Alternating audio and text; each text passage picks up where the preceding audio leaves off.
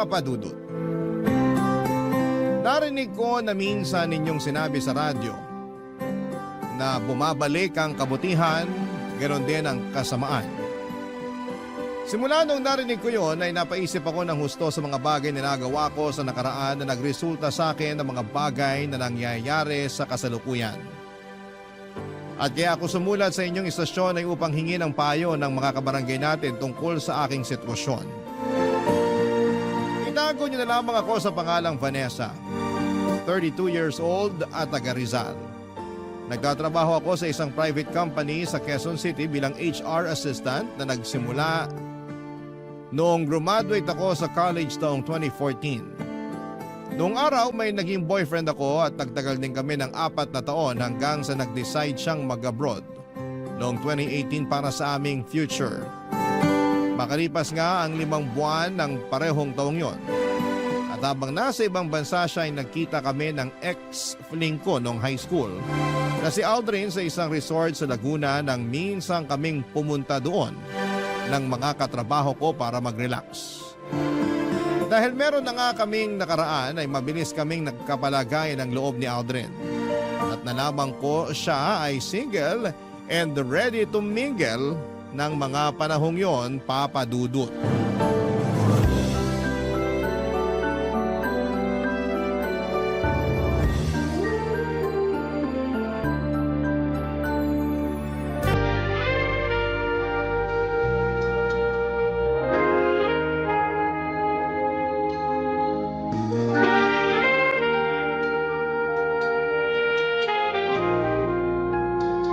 Grabe, hindi ko akalain na magaling ka pala sa kama. Siyempre hindi mo talaga akalain. Kasi hindi mo pa naman ako naikama nung high school tayo eh. Hindi pa rin naman ako nun marunong. Parang totoy pa ako eh. Hindi pa pala sa lagay na yon? Oo, Eh bakit ang babaero mo na? Kung kani-kaninong babae na didikit ang pangalan mo. ganun talaga pagwapings at malakas ang dating. Yabang. Pero hindi naman pala marunong humalik. Uy, marunong naman. Sa bagay, galing mo nga kanina eh. Gusto mo isang round pa? Mamaya na. Pagod pa ako, pahinga muna tayo. Grabe no, ang tagal na rin simula nung huli tayo nagkita. Pagkakatanda ko, high school graduation natin yun. Huli kitang nakita na parang may inaabangan sa gate ng eskwelahan natin nung dumaan kami nila mama at papa palabas. Nilingon pa nga kita pagkalampas namin sa'yo. Kaya lang ang bilis mo namang nawala. May samaligno ka ba? Sobra ka naman.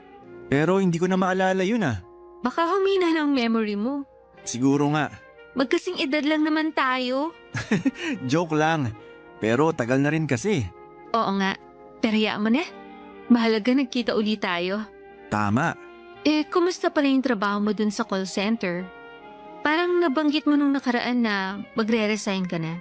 Natuloy ba? Hindi eh. Kasi naisip ko magde-December na.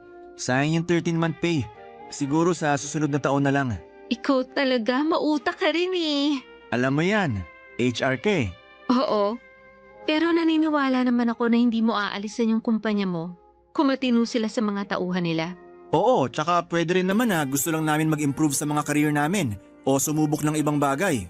Bakit? May naiisip ka ba na bagong career? Wala pa nga eh. Pero tsaka na yun, di pa naman ako aalis sa trabaho. Oh, eh ikaw ba? Anong ako? Hindi ako naghahanap ng bagong career, just for you to know. Alam ko naman. Pero yung itatanong ko talaga anong plano mo ngayon sa boyfriend mo? Hanggang kailan mo siya planong lokohin? Yun nga eh. Pagkatapos nung nangyari sa atin, parang bigla akong nakonsensya. Ibig mong sabihin gusto mo nang tigilan yung ginagawa nating panloloko sa kanya? Hindi. Yung gusto kong tigilan yung relasyon namin. Kasi... Kasi wala na rin naman yung patutunguhan. Malayo siya sa akin. Pakiramdam ko mag-isa ako. Mahirap pala yung ganito. Yung bang sa cellphone lang kayo nag-uusap, tapos madalas sandali lang kasi iba oras dun sa kanila. Ilang buwan na nga ba siya doon? 5. Pero kahit na, kung noong mga una hanggang 3 buwan nakakapagtiis pa ako sa setup namin, pwesto mga sumunod, narealize ko na hindi ko pala talaga kaya yung LDR. Para ako mababaliw. Lalo na nasanay ako na malapit lang kami sa isa't isa sa loob ng 4 na taon ng relasyon namin. Kaya hindi mo ako masisisi na nagawa ko sa kanya tong panluloko ko. Hindi naman kita sinisisi. Gusto ko lang malaman mo na masaya ako kasi nagkita ulit tayo at naging close. Tsaka kung magiging single ka na, naisip ko, pwede tayo magsimula ulit, lalo single rin naman ako. Talaga? Totoo ba yan? Oo naman. Totoong totoo.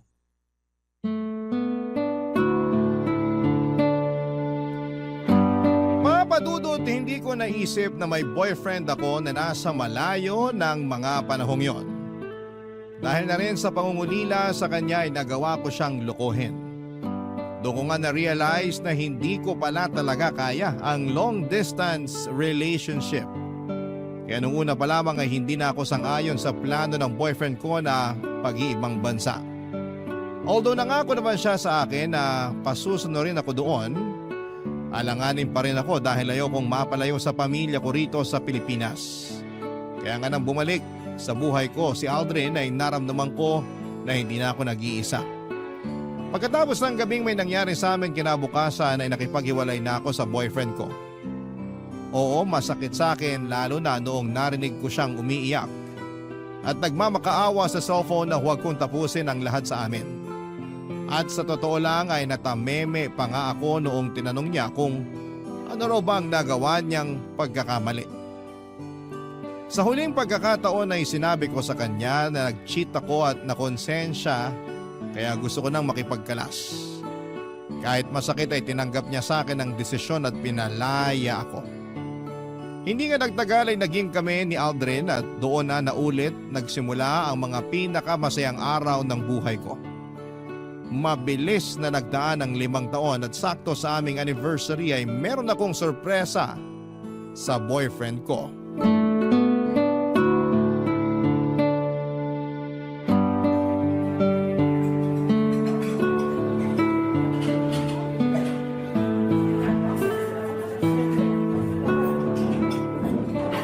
Happy anniversary, mahal! Happy anniversary din. Grabe, hanggang ngayon hindi pa rin ako makapaniwala na 5 years na tayo. Ang bilis ng panahon, parang kailan lang. Oo nga eh. Ang dami nating pinagdaanan. Pero yung di ko talaga malilimutan nung nag-pandemic. Daig pa natin yung nag-LDR nun. Kasi literal na ilang buwan din tayong di nagkita dahil bawal lumabas. Kaya nga, mahirap din sa part ko. Kasi na-stuck ako sa condo unit na nirerentahan namin ng mga katrabaho ko na malapit sa office. Kaya sobrang bilib ako sa'yo, mahal. Kinaya mo. Naalala ko nun sinabi mo parang di mo kaya makipag-LDR. Oo, pero lahat naman tayo apektado ng pandemic nun. Alam nga naman mag-inarti ako. Swerte lang talaga ng ibang couple kasi na-lockdown sila na magkasama. Sa tono mo parang gusto mo na tayong ma-lockdown na magkasama. Oo, at mukhang mangyayari na yon dahil may sorpresa ako sa'yo. Ano yan? Sorpresa nga, di ba? Parang bigla akong kinabahan. Normal lang yan, pero kalmahan mo lang. Pag nalaman mo kung ano yung surprise ko, siguradong matutuwa ka. Sige nga, ano ba yon? Teka, kunin ko lang sa bag ko. Alam ko nandito lang yun eh. Ah, ito. Saan? Pero pikit ka muna. Kailangan pa ba yon? Oo, para may thrill. Ikaw talaga? Dami mong alam. Siyempre. So ano na? Pumikit ka na. Ito na, pipikit na. Kailangan ko rin bang magbilang ng 1, 2, 3? Pwede rin naman. Yan, nilagay ko na sa harap mo. Dilat ka na. Sige. Ano yan? Surprise! Magiging tatay ka na! Hala, totoo ba to? Hindi ka nagbibiro, mahal? Bakit naman ako magbibiro? Siyempre, totoo yan. Noong nakaraang araw pa talaga yan. Kanina, bago ako pumunta dito sa restaurant para sa anniversary dinner natin, dumaan muna ako sa OB para magpa-check up. Tapos confirm. Gusto mo makita ultrasound ng baby natin? Oo naman, sige, patingin ako. Sige. Kunin ko lang sa bag. Ah, ito oh. Tignan mo yung sonogram ko. Yan yung baby natin. Oo nga, magiging tatay na nga ako. Masaya ka ba? Tinatanong pa ba yan? Siyempre masayang masaya ako.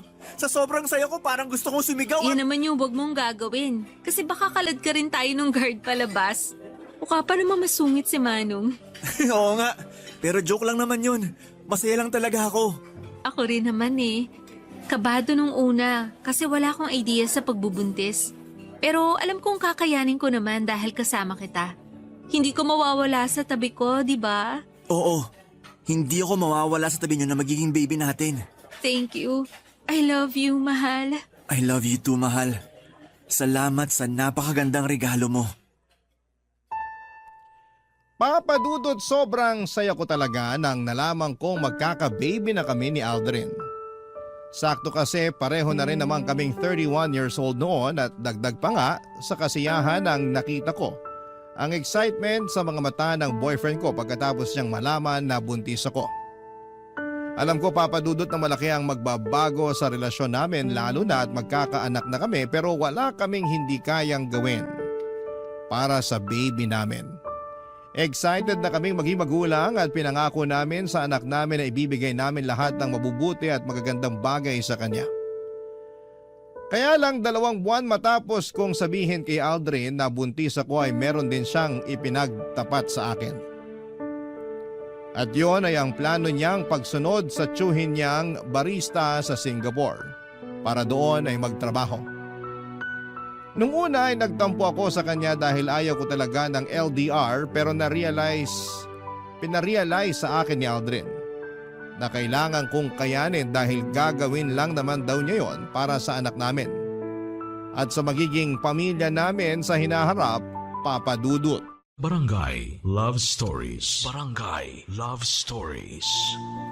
Papa Dudut, ginawa ko naman ang lahat ng makakaya ko para hindi kainin ang matinding lungkot habang nandito ako sa Pilipinas at nasa Singapore si Aldrin. 4 na buwan na noon ang tiyan ko nang umalis siya bago siya tulungang sumampa sa eroplano ay nangako sa akin ng boyfriend ko na lagi kaming mag-uusap sa cellphone para hindi ko raw maramdaman na malayo kami sa isa't isa. Naniwala at nagtiwala ako sa kanya dahil alam ko na para rin naman sa baby namin ang pag-iibang bansa niya. Oo, kahit ayoko ng LDR ay sinantabi ko ang sarili kong kapakanan para sa anak namin. Maayos naman ang unang 3 buwan namin ni Aldrin bilang LDR couple. Challenging lalo, paano namin pinagkakasya sa ilang minuto ang lahat-lahat na mga nangyari sa araw namin sa aming kwentuhan. Pero sa tulong ng mga kaibigan ko na matagal na rin sa ganong setup ay nakakuha ko ng tip kung paano mapapanatili ang init at saya ng relasyon namin. Kaya lang nung nag-4 na buwan na si Aldrin sa Singapore ay napansin ko na dumalang na ang pakikipag-communicate niya sa akin. Bagay na hindi ko na kinatutuwa, Papa Dudut.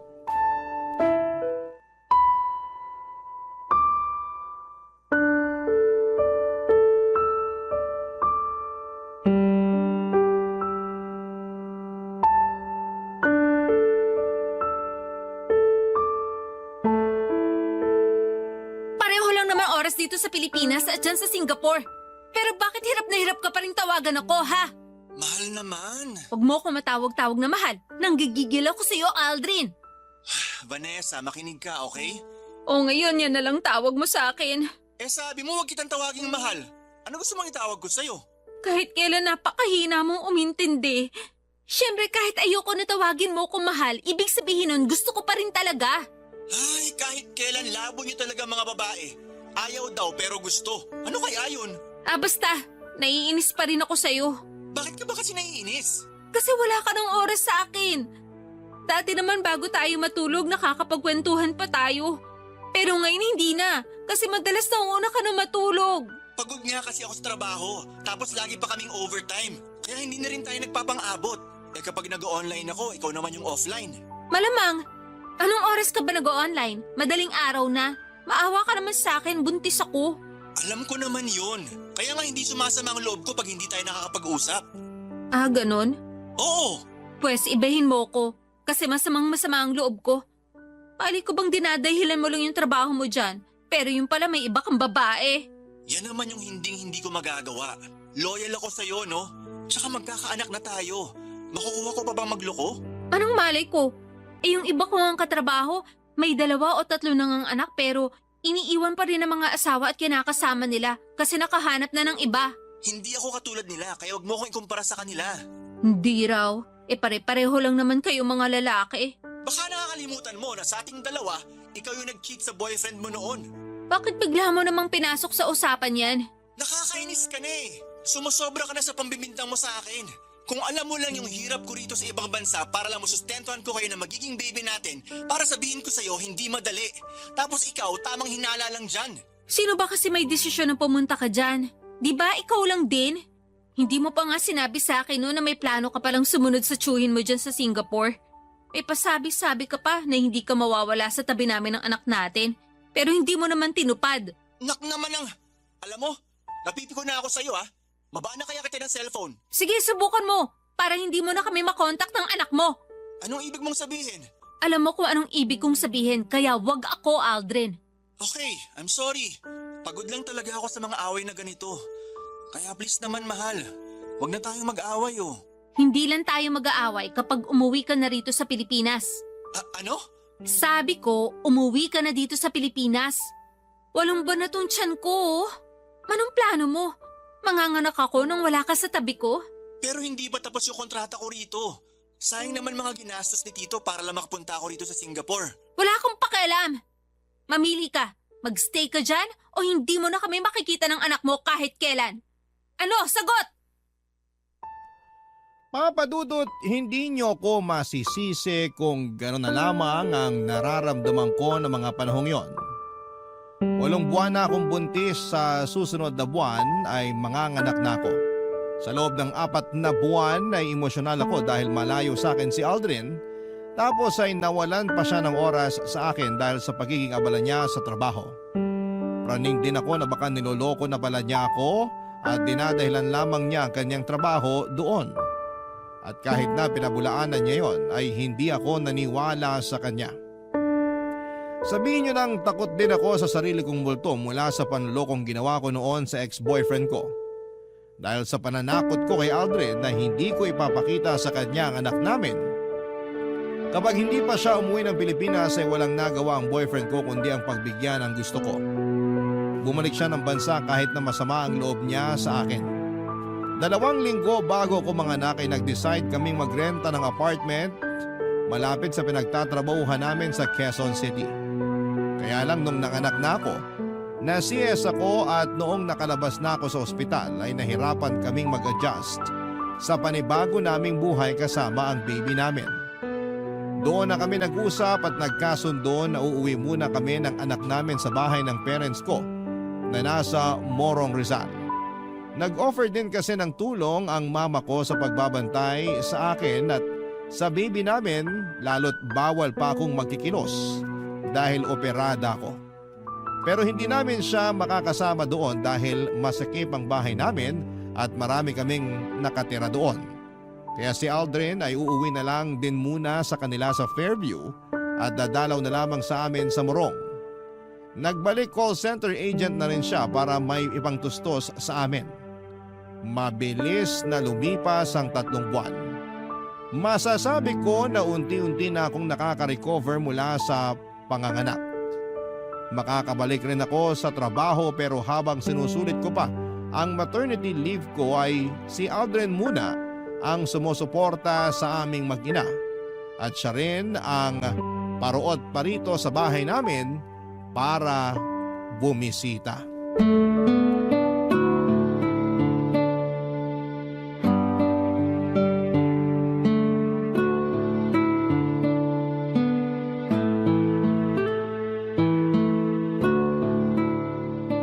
Yun! Ay, ano ba yan? Hina naman ito. Pabuhat. Talaga naman. Dapat dito pinapatalsik eh. Mahal, pwede bang hinaan mo ang boses mo? Baka magising ang anak natin eh. Mahina naman boses ko ah. Hindi mahina ang boses mo. Dinig na dinig nga hanggang dun sa sala. Nakakahiya kina mama kasi hindi na nila maintindihan yung pinapanood nila sa TV. OA naman. Pwede namang lakasan yung volume ng TV. Kasalanan ko talaga.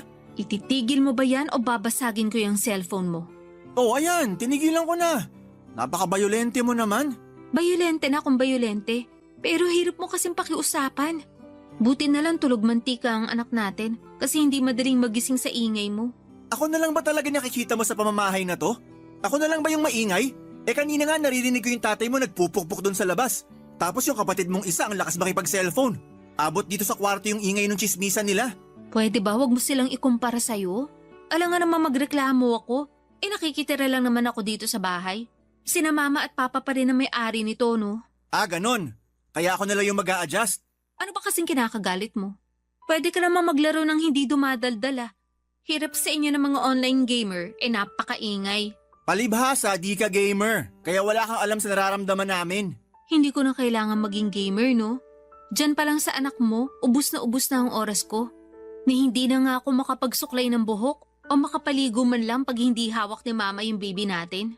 Tapos makukuha mo pa maglaro katulad ng ginagawa mo? Wala namang masama sa paglalaro ko Wala nga, pero...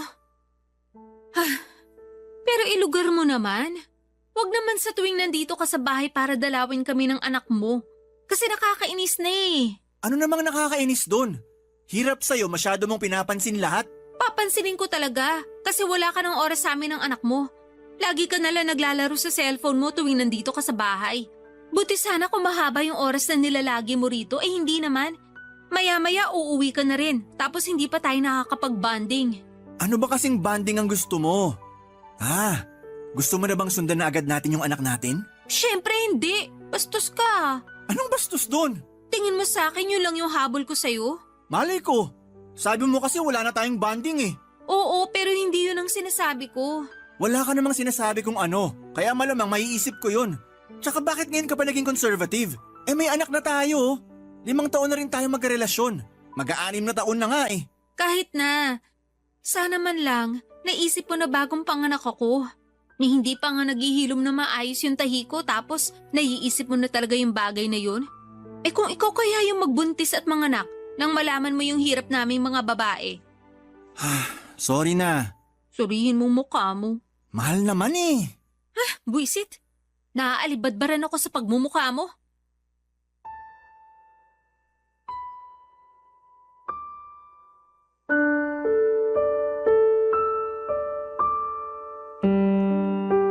Papadudot, hindi yun ang una at huling beses na napansin kong busy sa cellphone niya si Aldrin.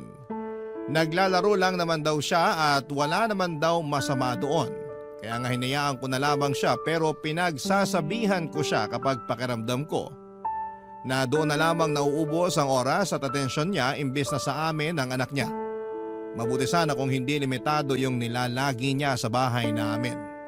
Sa huli kahit na nagkakairingan kami ni Aldrin ay hindi pa rin naman siya nanalo sa akin. Sa totoo lang, simula na magkabibi kami ni Aldrin, naging priority ko na talaga ang aming anak.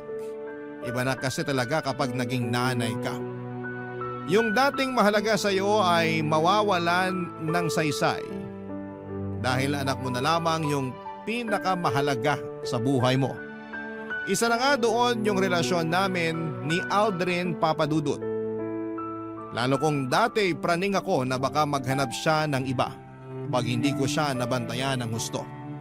Pero nung nagkaanak kami ay ayoko nang mangunsimi sa bagay na yon dahil nadodoble lang ang pagod ko. Barangay Love Stories. Barangay Love Stories. Papadudot, hinayaan ko na lang si Aldrin sa kung ano ang pinagkakaabalahan niya sa buhay. Basta hindi niya napapabayaan ang pagiging tatay niya sa anak namin ay ayos na sa akin yon. Sa pakiramdam ko ay maayos naman ang relasyon namin dahil wala namang ginagawa si Aldrin na ikakagalit ko. In fact, masaya kami noong nagpabinyag kami sa anak namin at nangako siya sa akin sa harapan ng mga bisita, ninong at ninang at mga magulang namin na makakasalan niya ako. Kung kailan ay sorpresa raw.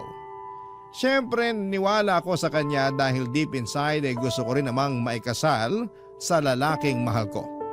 Kaya lang akala ko ay okay talaga kami pero mukhang nagkamali ako. Nung nagbalik na kasi ako sa trabaho ay sakto nag-resign naman siya sa pinagtatrabahuhan niya. Dahilan niya ay burnout daw. Sinabi niya sa akin na magpapahinga lamang siya ng 1 buwan at maghahanap na ulit ng bagong trabaho. Pumayag ako kasi mahalaga rin naman sa akin ang mental health niya. Nakiusap lang ako na ihatid sundo niya ako sa bahay at trabaho ko since may motor naman siya at wala pa siyang pasok. Hirap kasi ako mag-commute pero nag-share naman ako ng panggas sa kanya. Kaya lang 2 linggo lang niya akong hinatid sundo at noong mga sumunod na araw ay hindi na dahil kesyo busy daw siya sa ibang bagay tulad ng pagsama sa mga long ride ng mga barkada niyang may motor din, Papa Dudut.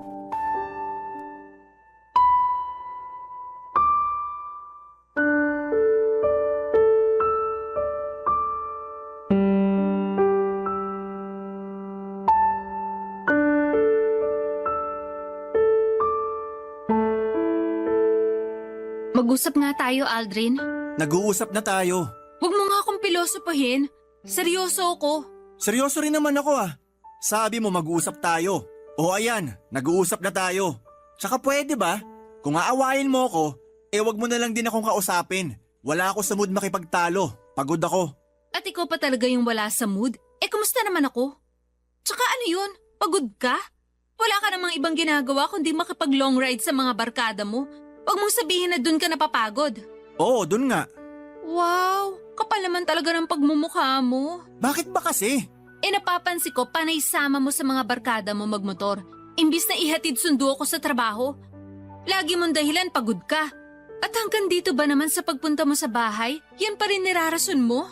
Yun nga kasi yung totoo. Tsaka sorry na kung hindi na kita nihahatid sundo. Babawi na lang ako sa'yo.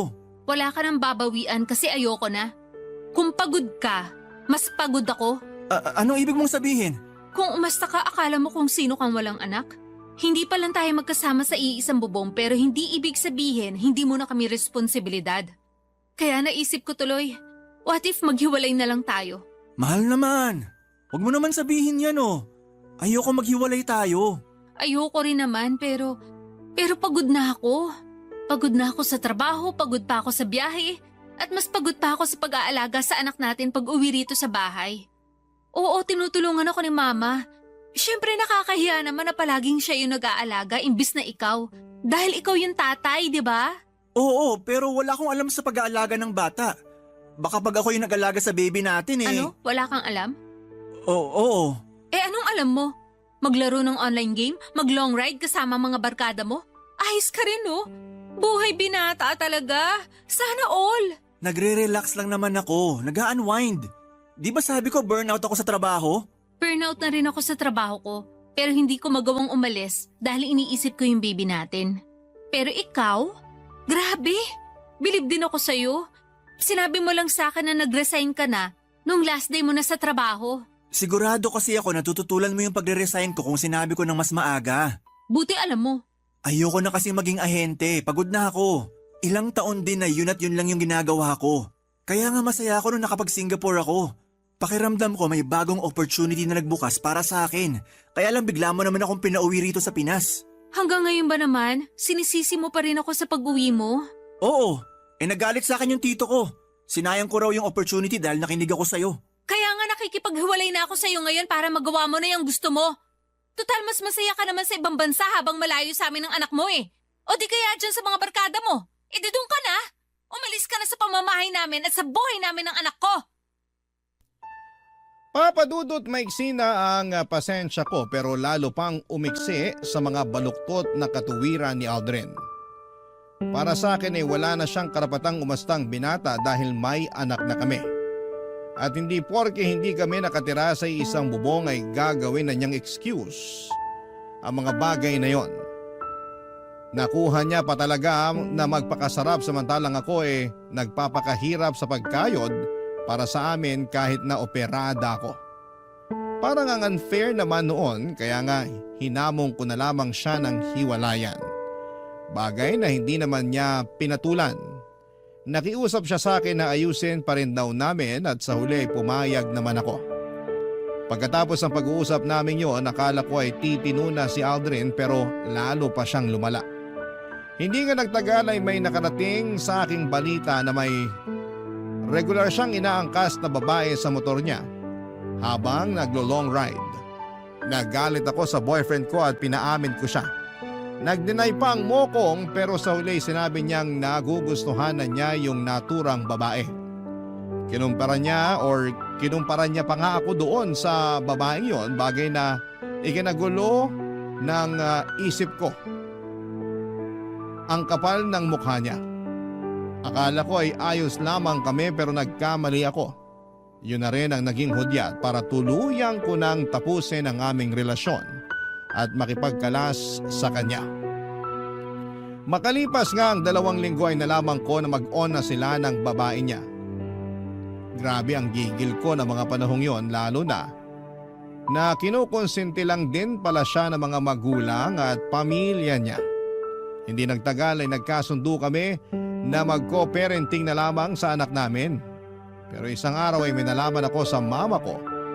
Noong minsang dinalaw ni Aldrin ang aming anak sa bahay, Papa Dudut.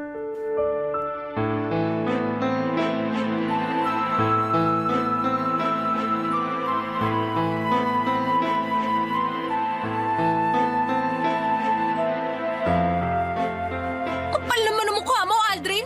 Tumawag ka lang ba para sabihin sa akin yan? Oo, kasi yun naman ang totoo. Aga-aga! Ano na naman bang kasalanan ko sa'yo? Malaki! Nalaman ko lang naman na sinama mo pala yung babae mo rito sa bahay namin kahapon. Ano naman sa'yo ngayon? Anong ano sa akin ngayon? Tanga ka ba talaga? Bakit mo yung ginawa, ha? Gusto raw niya makilala yung anak natin, kaya sinama ko siya sa bahay. Mabait naman yun, mahilig sa bata. Wala akong pakialam kung mabait siya o mahilig sa bata. Sa susunod na isama mo pa yung babae mo sa bahay namin, hindi mo na pwede makita yung anak natin. Bakit naman? Wala naman kaming ginagawang masama ah. Ayoko lang na mapalapit yung anak ko sa kung sino mang karelasyon mo. Dahil ano na lang sasabihin ng ibang tao, sige nga. Sa lagay mas inaalala mo pa sasabihin ng iba? Oo! Tsaka ayoko na hawak-hawakan ng bago mo yung anak ko. Wala ka na ba talagang respeto sa akin? Kasi kung meron, ipapaalam mo sa akin na pupunta kayong dalawa sa bahay. Kaso hindi eh. Basta-basta ka na lang pumunta doon kasama yung babaeng yun. Tandaan mo, ako pa rin ang nanay ng anak natin. Hindi naman niya inaangkin yung pagiging nanay sa anak natin. Malamang ikaw pa rin talaga yung nanay. Hindi raw inaangkin pero masyado siyang epal. Sandali nga. Nagsiselos ka ba? At bakit naman ako magsiselos? Mabuti na yung nagkakalinawan tayo. Ipapaalala ko lang sa'yo na tapos na tayo. Ikaw pa nga yung nakipaghiwalay sa akin kaya wala kang karapatan na magselos dyan. Hindi ako nagsiselos. Bakit ko pagseselosan yung babae mo? Malas nga niya. Kasi siya naman yung susunod na mangungunsumi sa'yo. Ay, hirap sa'yo. Wala kang bilib sa akin. Buti pa yung girlfriend ko. Proud na proud sa akin. Paano ako magiging proud sa'yo? Diskarte mo, bulok. Tsaka pwede ba?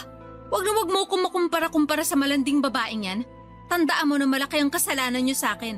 Lalo ka na, Aldrin. Kaya huwag kang umasta na akala mo ikaw ang biktima rito. At sinong biktima rito? Ikaw? Baka nakakalimutan mo. Kung cheater ako, cheater ka rin. Kaya wala kang karapatan na magsalita ng ganyan. Niwala sa ating dalawa yung malinis. Pareho lang tayong manloloko rito. Kung iinsultahin mo lang ako, mabuti pa wag ka nang pumunta sa bahay. Hindi mo na pwede makita ang anak natin. Wala kang kwentang tatay! Vanessa naman, pag-usapan muna natin to.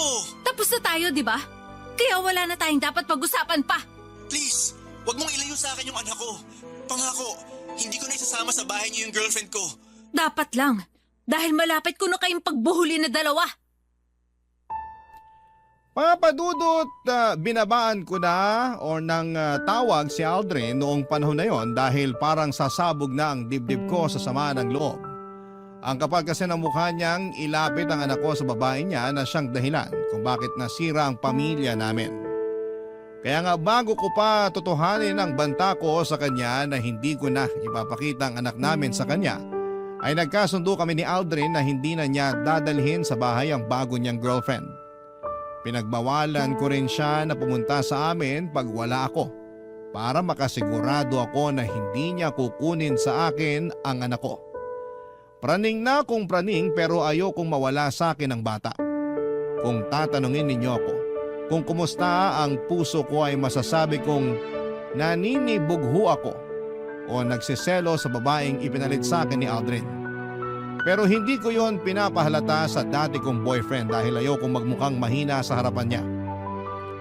Abot langit ang galit ko sa kanila lalo na sa tatay ng anak ko dahil hindi na niya ako nirespeto nang pumatol siya sa ibang babae samantalang may anak na kami.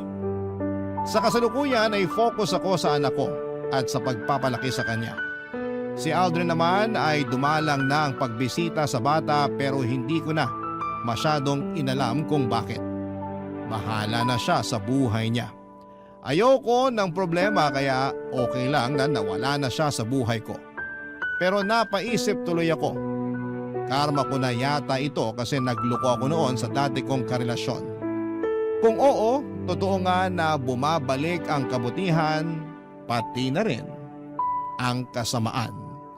Hanggang dito na lamang po ang sulat ko at sana'y mapili po ninyong i-ere sa inyong programang Barangay Love Stories. God bless po Papa Dudut and more power sa inyong programa. Ang inyong forever kapuso at ka-barangay, Vanessa. Dear Papa Dudut, lahat naman siguro tayo ay deserve ng second chance. Lalo na kung pinagsisihan na natin ang mga kasalanan natin. Yun kasi ang paniniwala ko lalo ngayon na humihiling ako ng ikalawang pagkakataon sa dati kong kinakasama na si Arnie.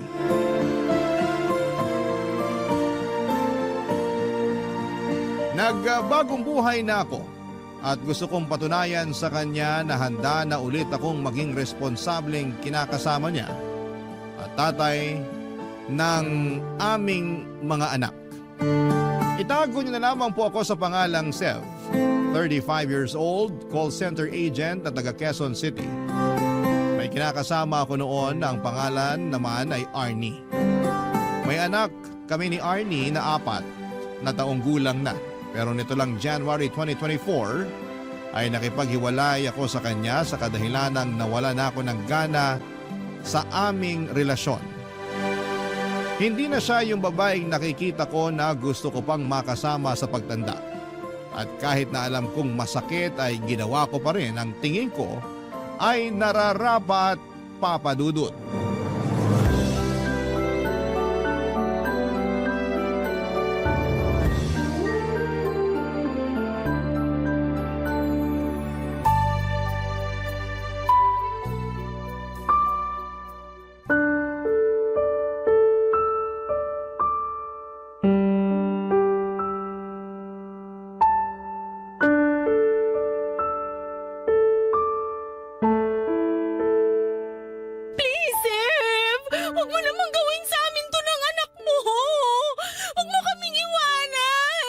Hirap naman kasi sa'yo, hindi ka makaintindi.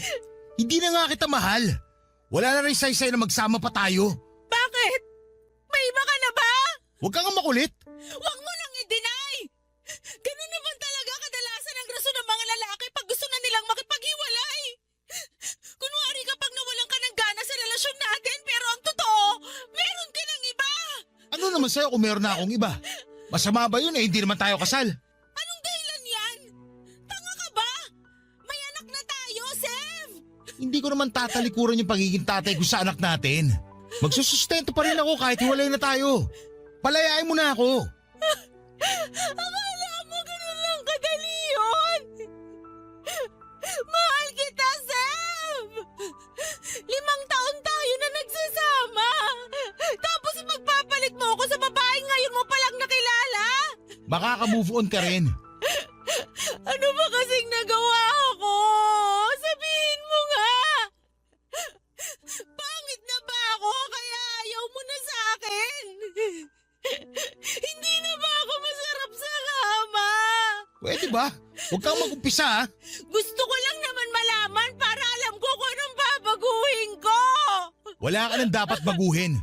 Desidido naman ako na hiwalayan ka. Pero sige, para lang sagutin ko yung tanong mo. Oo, malaking bagay yung itsura mo kaya naumay na ako sa'yo. Nakikita mo ba yung sarili mo sa salamin? Kasi kung hindi, pues, tignan mo maigi para malaman mo kung gaano ka kamanas. Para kang balyen na naglalakad. Ang itim pa ng batok mo. Nakakahiya ka na isama sa mga pinupuntahan ko. Ha? Akala ko ayos lang sa'yo na mataba ako. Nung una yon, hanggang sa tawagin ka ng tangke ng LPG ng mga katrabaho ko. Imbis ay pagtanggol mo ako sa mga katrabaho mo, hinayaan mong insultuhin na lang nila ako ng ganon? Pinagtanggol naman kita. Kinumbinsi pa nga kita na magpapayat eh. In-enroll pa kita sa gym pero sabi mo, ayaw mo nang ituloy kasi nakakatamad. Paano hindi ako tatama rin?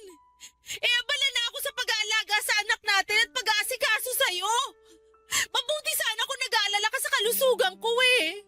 Pero mukhang mas nag-aalala ka sa sasabihin ng ibang tao sa'yo. Oo, mas inaalala ko yun kasi nakakahiya. Sinimulan na rin nila akong tuksuin kaya doon ako nawala ng gana sa'yo. Kaya ka naghanap ng mas sexy sa akin, yun ba? Oo! Sexy siya at mas maganda sa'yo. Napakawalang iya mo! Buo na talaga yung desisyon ko. Gusto ko nang makipaghiwalay sa'yo. Swerte mo nga eh. Sa itsura mong yan, hindi ko na pinatagal yung panloloko sa'yo. Kapal ang mukha mo! Buisit ka. Tingnan mo, nagdugo tuloy yung labi ko dahil sa sampal mo. Kulang pa yan kumpara sa ginawa at mga sinabi mo sa akin! Ayan! Ayan pa yung isang ayaw ko sa'yo. Masyado kang bayolente at taklesa. Sige lang, pagpatuloy mo lang yan. Mas lalo ko na talagang naiisip na tama ang desisyon ko na makapaghiwalay sa'yo. Tandaan mo na kapag umalis ka sa pamamahay na to, wala ka nang babalikan! Hinding-hindi na kita tatanggapin uli sa buhay ko! Kahit magmakaawa ka pa at umiyak ng dugo! Tigas naman ang mukha mo na isipin na babalik pa ako sa'yo. Ikaw ang kahit na umiyak ng dugo, hindi pa rin magbabagong isip ko. Iiwan na talaga kita. Ayoko na maisama sa mga tulad mo na mukhang ulikba.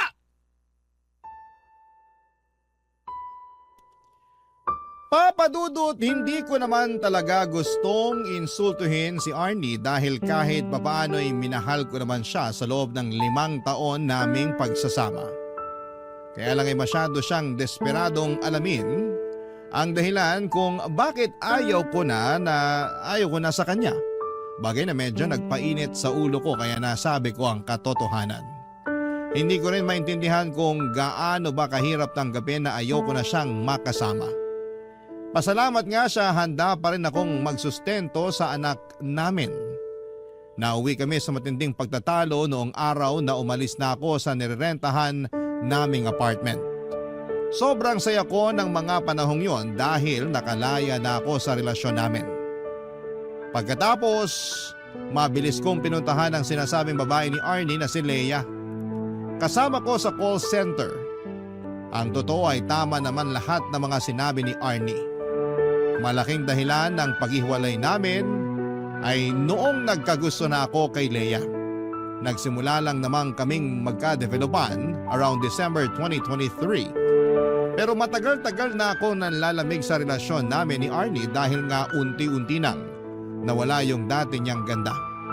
Kesa patagalin ko pa ang panloloko ko ay nagpakatotoo na ako sa nararamdaman ko kaya nauwi na kami sa hiwalayan. Noong nagsimula na kami magsama ni Leia sa isang bubong ay wala na akong narinig na kahit na ano kay Arnie. Oo, nagsusustento pa rin ako para sa anak namin at pinapadala ko na lamang yung pera.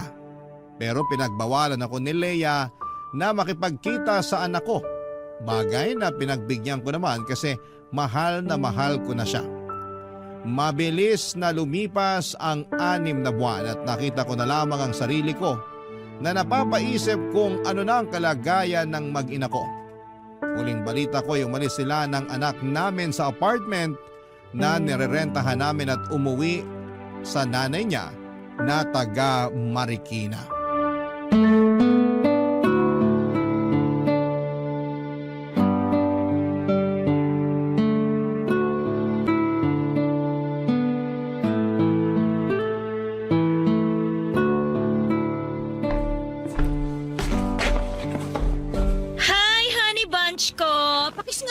Ano ba?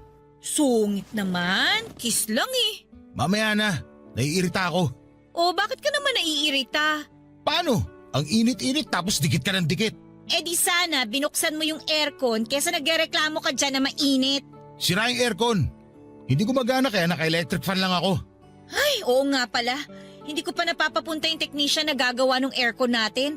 Lagi kasi nawawala sa isip ko, lalo day shift ako. Wala naman ako rito sa apartment natin. O anong gusto mo sabihin?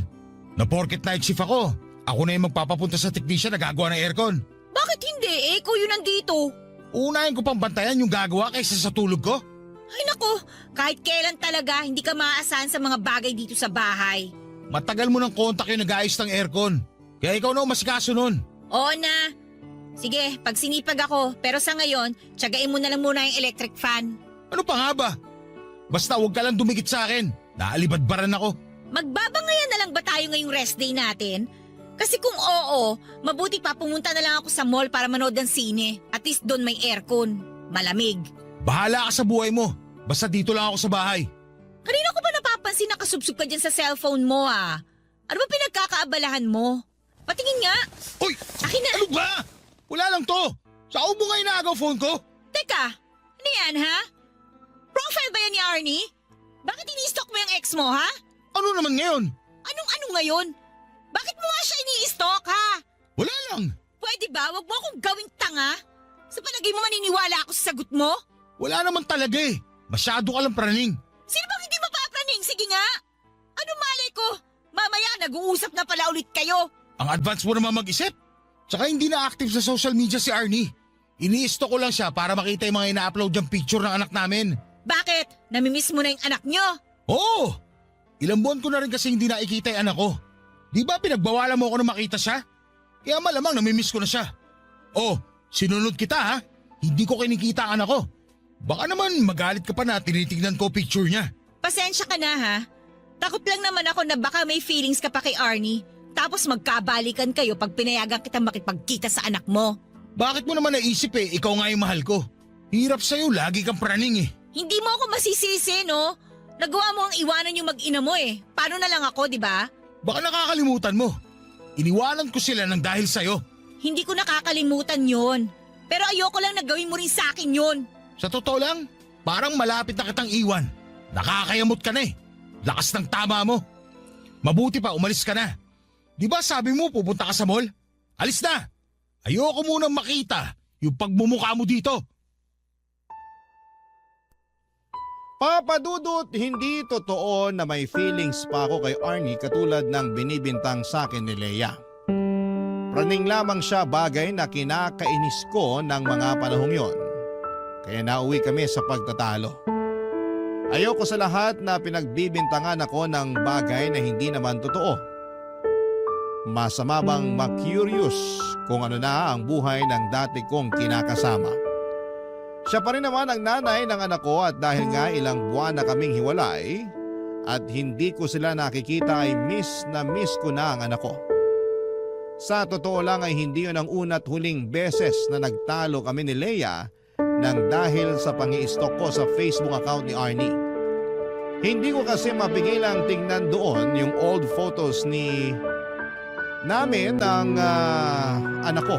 Bagaman hindi na active si Arnie sa social media ay masaya pa rin ako kasi hindi niya ako in-unfriend. Akala ko kasi ibablock niya ako dahil gano'n ang tipikal na ginagawa ng mga babae kapag nasasaktan sila dahil iniiwan sila ng lalaki. Kaya buti na lamang talaga at magkaibigan pa rin kami ng ex ko kahit sa social media lang. Papa Dudut. Barangay Love Stories. Barangay Love Stories. Papa Dudut, kung hindi ang Facebook account ni Arnie ang ini-stalk ko ay madalas akong mahuli ni Leia na tumitingin at nagla-like ng picture ng mga sexy na babae online. Pero para sa akin ay wala lang yon. Paghanga lang yon kasi nagagandahan ako sa hubog ng mga katawan nila. Dumating din yung punto na dumating na rin yung punto na hindi na rin ganon ka-sexy itong si Leia at parang bigla niyang napabayaan ang sarili niya mula noong magsama kami sa loob lang ng 6 na buwan. Kumbagay hindi na siya kaakit-akit sa paningin ko kaya parang nabawasan na rin ang pagmamahal ko sa kanya. Sa kabilang banda ay malaking dahilan din ng panlalamig ko sa kanya ay ang hindi namin pagkakaroon ng anak. 2 beses na kasing nakunan si Leia kaya natakot na siyang magbuntis. Ayaw na niyang sumubo kasi baka raw mag 50-50 na siya sa susunod. At dahil nga sa sitwasyon namin ay na-frustrate ako at lalo kong na-miss ang anak namin ni Arnie.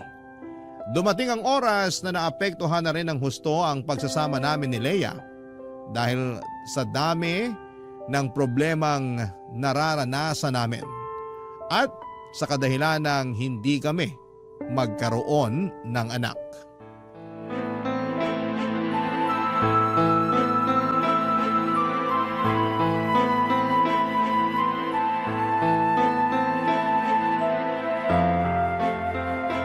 Peste namang buhay to, oh. Sev, ano ba? Bakit mo ba binabasag yung mga plato? Nagtatanong ka pa talaga? Naiinis ako!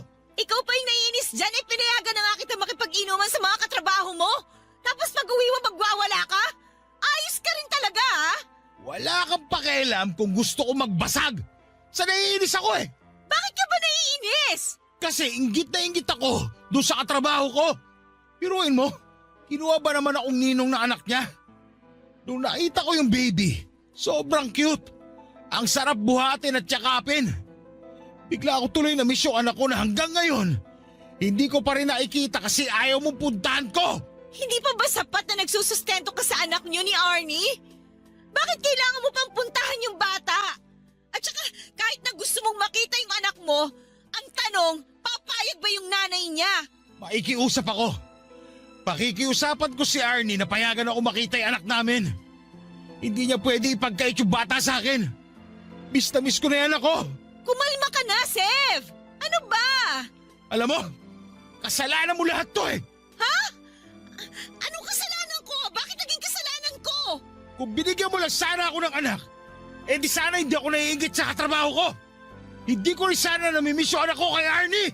Kung makapagsalita ka, parang ginusto ko na makunan ako, ah. 2 beses ko namang sinubukan na magbuntis para mabigyan ka lang ng anak. Pero ayaw talaga eh! Nang dahil lang doon, sumuko ka na. Sana sinubukan lang natin na sinubukan. Ang dali lang sa'yo na itapon sa akin yung sisi. Hindi kasi ikaw yung nakukunan. Hindi ikaw yung nagbubuntis. Eh so natatakot na ako. Sef, hindi mo ba nararamdaman yung takot ko? Baka mamatay ako pag pinilit natin na magkaanak tayo. Yun din naman ang sinabi ng OB eh. Diba? Yung pinuntahan natin na OB yun na sinabi sa atin. Hindi ka ba nakikinig? O sadyang lutang ka lang palagi? Basta ang alam ko, ayaw mo na subukan natin kasi duwag ka. Hindi ako duwag! Kahit ano pang sabihin mo, duwag ka pa rin. Yung ibang babae, gagawin lahat mabigyan lang ng anak yung mga kinakasama nila. Pero ikaw, 2 beses lang nakunan, sumuko ka na? Ano bang tingin mo sa akin? Paanakan mo lang? Ayos ah. Parang ikaw pa yung galit na humihingi ako ng anak. Marami namang paraan para magkaanak tayo. Pwedeng tayo mag-ampon. Ampunin mo yung mukha mo! Huwag kasing sarado yung utak mo, Sev. Maraming bata sa ampunan na nangangailangan ng kalinga ng isang magulang. Wala akong pakialam sa mga yon. Maghintay sila nang aampo sa kanila. Ayoko na hindi sila galing sa akin. Alam mo, namumuro ka na talaga eh. Dahil lang ayaw mo na ulit subukang mabuntis. Gusto mo na ngayon mag-ampon? Ang kitid ng utak mo! Ikaw ang makitid ang utak! At sumasagot ka pang hayop ka, ha? Sige! Sige! Subukan mo saktan ako na may kalagyan ka sa barangay! Akala mo kung sino ka? Napakakapal ng mukha mo!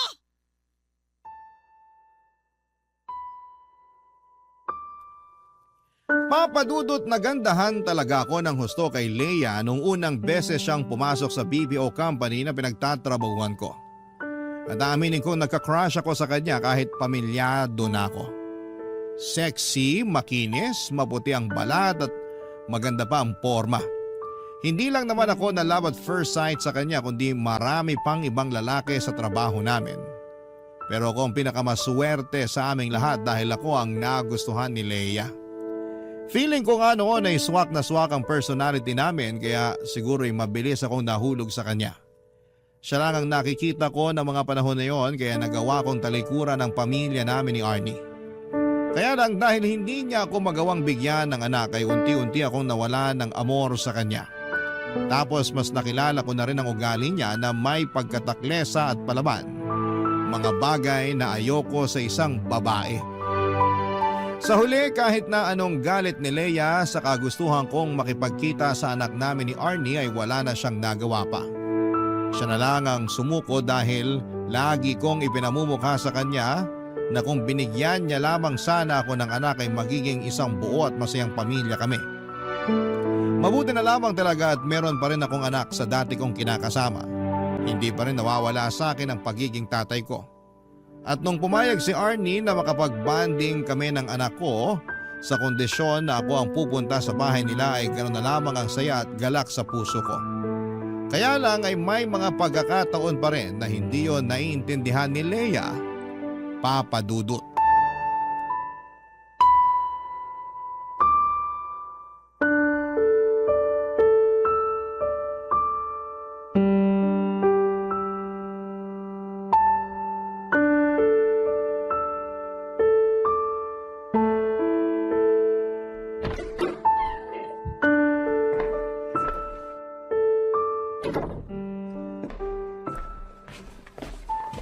Oh, bakit nandito ka sa bahay, Leia?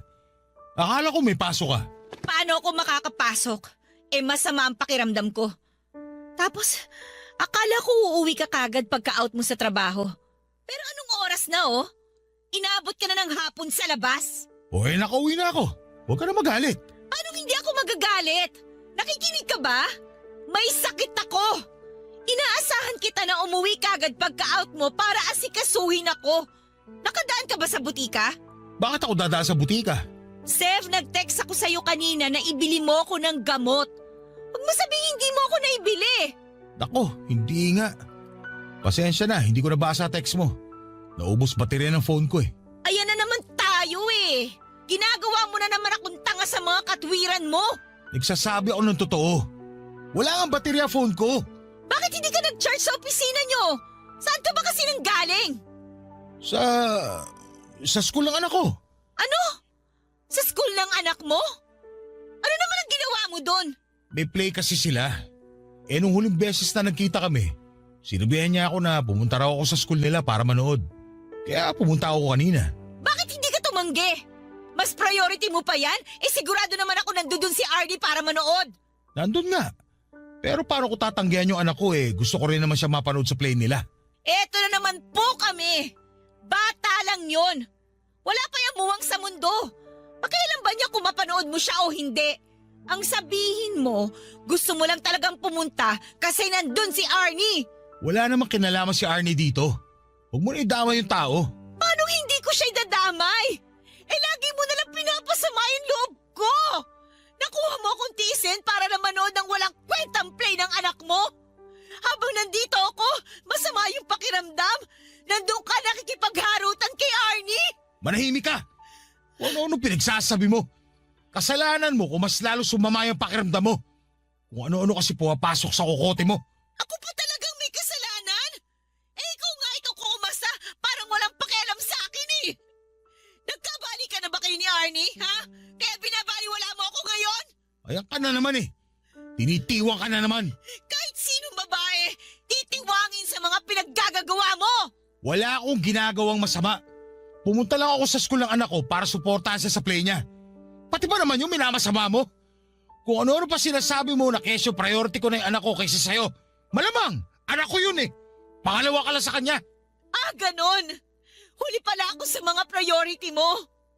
Wala ka talagang kwenta, Sev. Wala ka na talagang ginawang matino. Ginagampanan ko lang yung pagiging mabuting ama ko sa anak namin ni Arnie.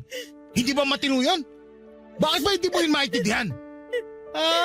Oo nga pala. Wala ka pala kasing anak. Ano? Anong sabi mo? Sabi ko, wala kang anak kaya hindi mo alam yung pakiramdam na maging isang magulang. Tapos, nakikipagkompetensya ka pa sa atensyon sa anak ko. Mas bata ka pa mag-isip sa kanya Ang kapal ng mukha mo! Bakit? Nasasaktan ka? Wala akong pakialam. Ikaw naman nagdesisyon na ayaw mo na magkaanak tayo. Kaya ito yung resulta ng desisyon mo. Buti na lang talaga may anak kami ni Arnie. At least, kahit paano, nararanasan ko pa rin magpakatatay sa anak ko. Di tulad mo, inutil na yung matris mo. Umalis ka sa harapan ko, bastos ka! Ayoko na makita yung pagmumukha mo. Lalo mong pinasasama yung pakiramdam ko. Alis talaga ako. Bahala ka sa buhay mo. Kita mo wala pa akong tulog. Tapos, sasabayan mo pa ako ng kaartihan mo. Papadudod sa loob ng 6 na buwan ay sinabi sa akin ni Arnie na napatawad na niya ako dahil hindi naman ako naging pabayang tatay sa anak namin. Na-realize din daw niya ang mga pagkukulang niya sa akin kaya nawala na lamang ako ng amor sa kanya noon. Pumayag siya na mag-co-parenting kami alang-alang sa anak namin, bagay na ikinatuwa ko ng husto. Kaya lang ay mas lalo yung kinainit ng ulo ni Leia. Pero pinanindigan ko ang kagustuhan kong magpakatatay sa anak namin ni Arnie kahit na palagi nagagalit sa akin si Leia.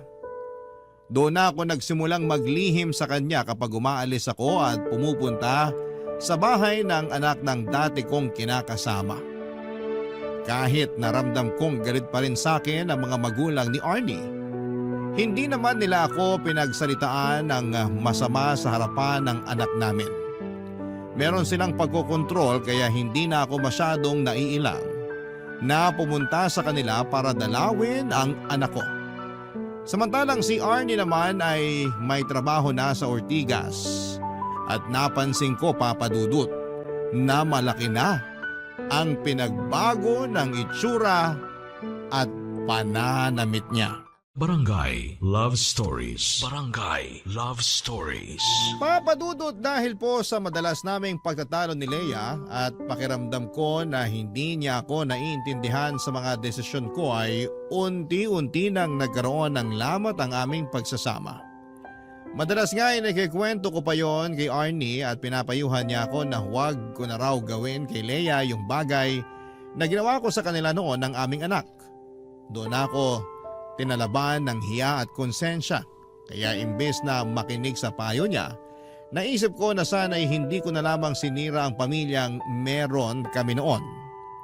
Ilang gabi ko ring inisip kung ano ba talaga ang gusto ko mangyari sa buhay ko. Kung ipagpapatuloy ko pa ba ang pakikisama kay Leia o makikipaghiwalay na lamang ako. Sa huli nag-decide ako na gawin ang sa palagay ko ay tama at nararapat. At yun nga ay ang tapusin na ang relasyon namin ni Leia. Bagay na hindi niya na-appreciate at dahilan kung bakit sobra siyang naggalit sa akin noon, Papa Dudut.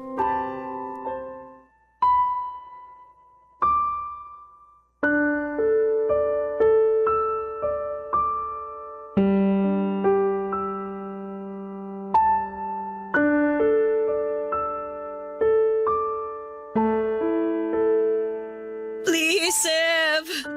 Huwag mo naman akong iwan, oh. Pangako, magbabago na ako. Hindi na ako lagi magagalit sa'yo.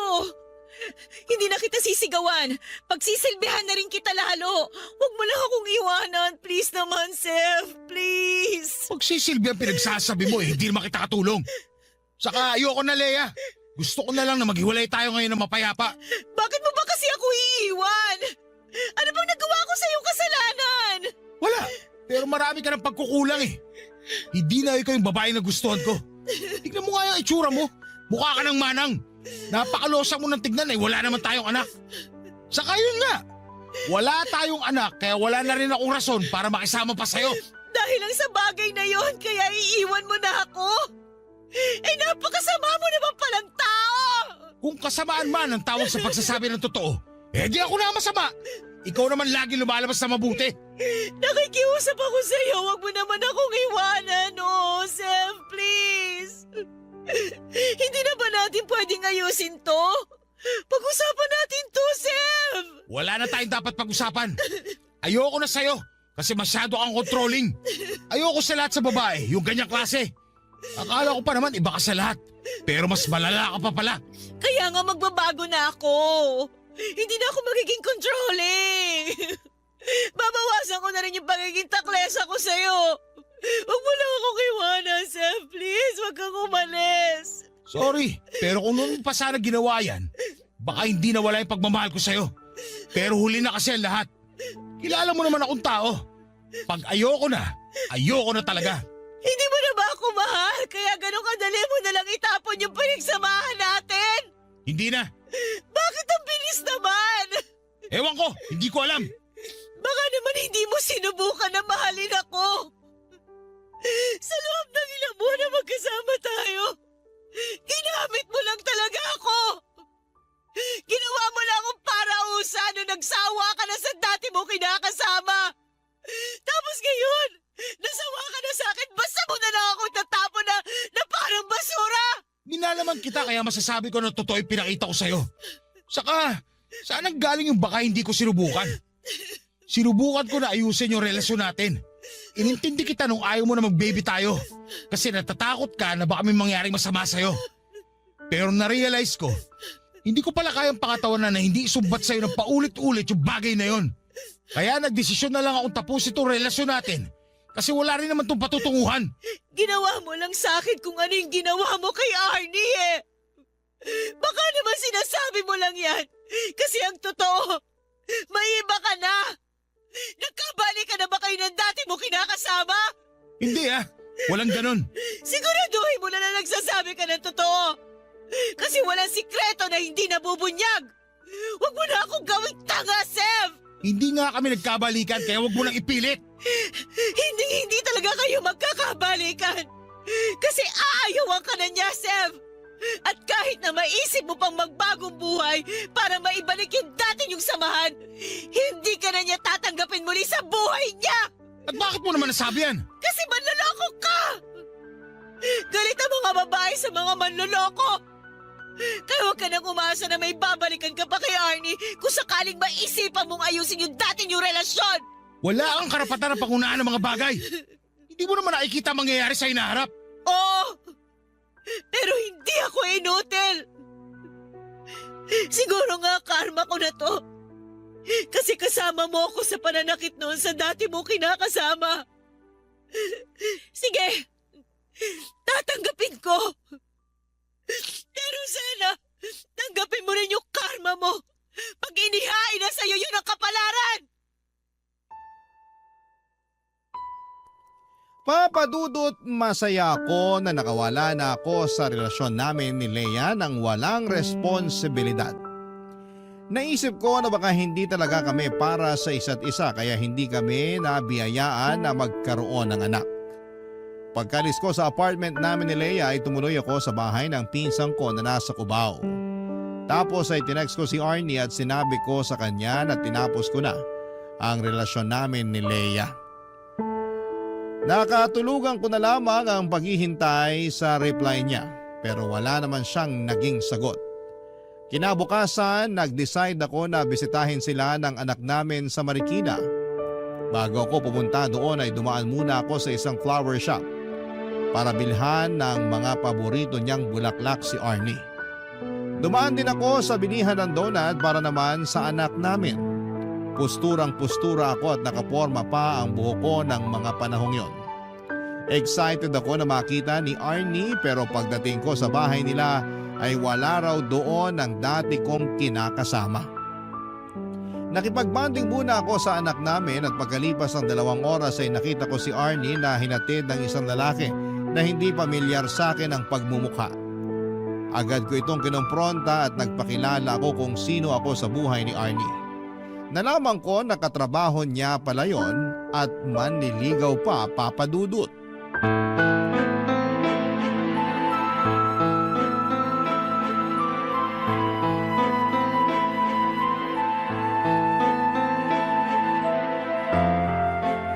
Seth, mag-usap nga tayo. Talagang mag-uusap tayo. O bakit parang nagagalit ka? Sino nagbigay sa'yo ng permiso magpaligaw? Seryoso ba talaga yung tanong mo? Oo, kaya sagutin mo na lang.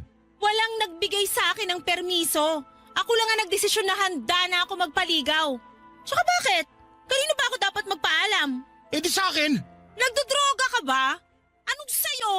Ano ba yung pinagsasasabi mo? Kasi ako pa rin ang tatay ng anak mo.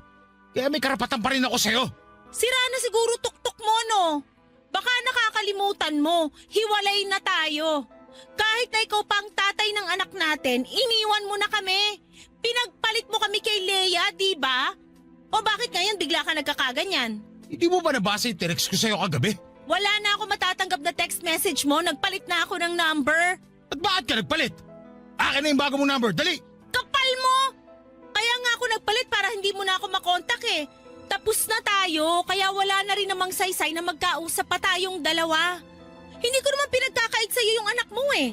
Kung gusto mong pumunta dito sa bahay para dalawin siya, pumunta ka. Welcome ka naman dito sa bahay ng mga magulang ko. Pero kung pupunta ka man, di mo na kailangang ipaalam sa akin. Hindi na rin naman mahalaga. Kung ganun, hindi mo nga alam ang tukol sa amin ni Lea. Kailangan ko pa bang malaman? Hiwalay na kami, Arnie. Ako nakipaghiwalay sa kanya. Oo, talaga? Oo, kasi... Huhulaan ko. Hindi mo na siya mahal kasi hindi na siya yung babaeng nagustuhan mo. Yung maganda, yung sexy. Tama ako, di ba? Arnie naman. Wala nang bago ron. Yun din naman dahilan mo kaya ka nakipaghiwalay sa akin nun. Aaminin ko na medyo loko-loko ko nun. Kaya ako nagawa yun sa'yo at sa anak natin. Pero nagbago na ako ngayon. Aanin ko naman yung sinasabi mong pagbabago. Sige nga.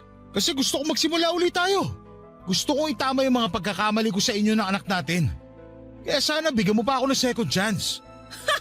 Alam mo, kung nagbibiro ka, congrats kasi napatawa mo ako. Hindi ako nagbibiro. Seryoso ako. Gusto kong makipagbalikan sa'yo at magsimula ulit tayo. Mas gugustuhin ko pang iumpog ulo ko sa pader kaysa makipagbalikan sa'yo. Matapos ang ginawa mo sa akin noon, palagay mo, may natitira pa akong pagmamahal para sa'yo? Oo, nirerespeto kita bilang tatay ng anak ko, pero di na sapat yun para pabalikin pa kita sa buhay ko. Bakit? Dahil meron ka ng iba? O ano naman sa'yo ngayon? Anong akala mo? Ikaw lang may karapatang makipagrelasyon? Hindi ka pwedeng mapunta sa iba dahil mahal kita. Wala akong pake. Wala ka ng karapatan na diktahan ng buhay ko. Kapal ng apog mo na sabihin na dapat akong humingi ng permiso sa'yo bago ako magpaligaw. Bakit? Sino ka ba sa buhay ko? Wala na ba talagang katiting na pagmamahal sa puso mo para sa akin? Wala na ba talaga akong pag-asa sa'yo, Arnie? Walang-wala na. Matagal nang wala. Sinabi ko sa'yo no na pag iniwan mo ko, wala ka nang babalikan. Kaya ano pang inaasahan mo? Mula nung araw na umalis ka, inumpisahan ko nang alisin ka sa sistema ko. Kahit na masakit, kahit na paulit-ulit kong naririnig sa isip ko yung mga sinabi mong pang-iinsulto sa akin. Lahat ng pang-aalipusta mo sa pagkatao ko, lahat yon kinaya ko. Wala ka na nga narinig sa akin pagkatapos nun, di ba? Hinayaan ko na kayo ni Leia na magsama kasi baka ako lang naman talaga ang hadlang sa love story niyong dalawa. Hindi ko na kasalanan kung naghiwalay kayo kasi siguro karma niyo yun dahil pareho kayong manloloko. Arnie naman, huwag ka naman ganyan sa akin. Ikaw ang wag gumanyan-ganyan sa akin dahil pag ako nainis, baka tanggalan na kita ng karapatan sa anak ko. Kaya maayos-ayos ka, Sev. Huwag mo na akong pakialaman sa buhay ko. Nag-uumpisa na uli ako maging masaya. Mag-focus ka na lang sa sarili mo. Huwag na huwag kang papalya sa pagsusustento sa anak ko. Naku, Sev, sinasabi ko sa'yo. Tsaka tigil-tigilan mo na yung kakadrama mo, di bagay sa'yo. Mukha kang tanga. Papadudot na pahiya talaga ako ng husto ng gabing yon kaya umalis na lamang ako sa bahay nila. Pero habang nag-aabang ako ng masasakyan ay hindi ko na napigilang maiyak dahil sobrang sakit ng mga sinabi niya sa akin. Para kung sinaksak ng milyong patalim sa dibdib at kulang na lamang, ay hilingin ko na sana'y masagasaan na lamang ako ng mga panahong yon. Alam ko naman na nagkasala ako kay Arnie pero sobrang sakit palang karma na makita siyang masaya sa piling ng iba.